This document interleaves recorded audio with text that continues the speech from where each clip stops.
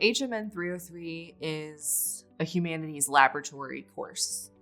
At the University of Kentucky, especially, or other research universities, we're really used to laboratory courses, meaning bench sciences. So we see lab coats, we see pipettes, that kind of thing. What we really wanted to feature was a laboratory course in humanities disciplines.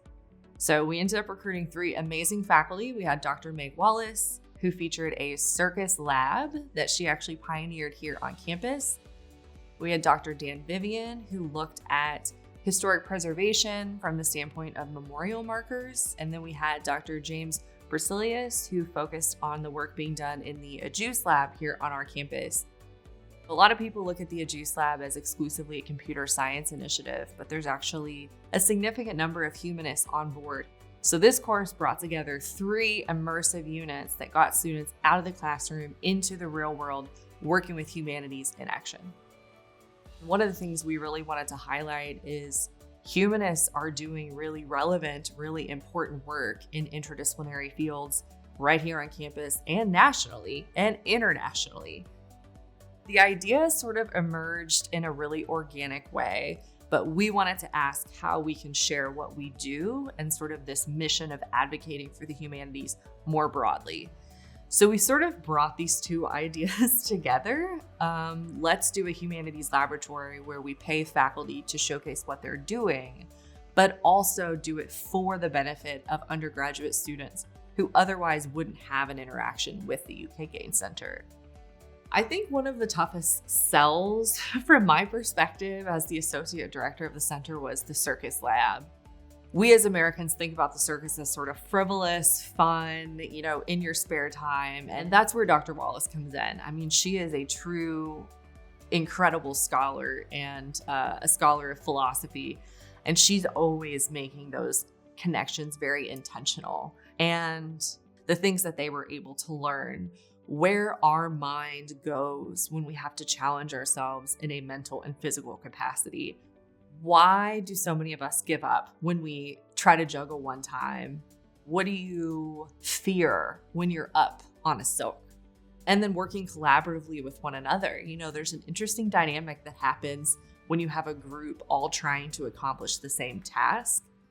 Dr. Vivian is primarily involved with historic preservation. So this has obviously a lot of entry points.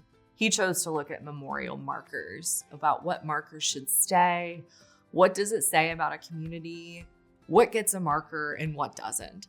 A lot of these students don't realize that the public art they see or the memorial plaques or the historical breakdowns that they come across, how those were almost always the initiative of one person, someone who decided this is something that we need to do.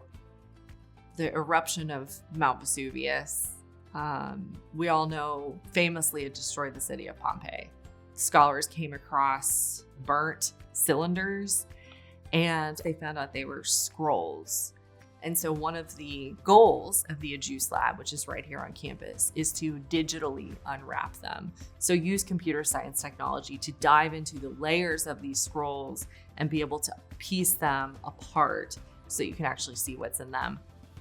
When they worked in the AJUICE lab, one of the exercises that Dr. Brasilius had them do is they actually created their own papyrus manuscripts. So they had calligraphy pens, they had papyrus, and then had to destroy them somehow. So freeze them, burn them, run them over, whatever. And then he took them into the lab and used the same technology they're using on the Herculean scrolls to recreate their original manuscripts. And the students really enjoyed it. The feedback was phenomenal. And it's kind of incredible that this work that is being internationally recognized is happening literally a stone's throw from the Gaines Humanities Centers. I think that for a long time, HMN 303 was the university's best kept secret. We tried our best to get it out. And so this class for me was our attempt at bridging that gap in understanding for our students, to show them it is a really exciting time to be a humanist. And here's all the reasons why. And here's what you can see them doing. And I think we were successful in that.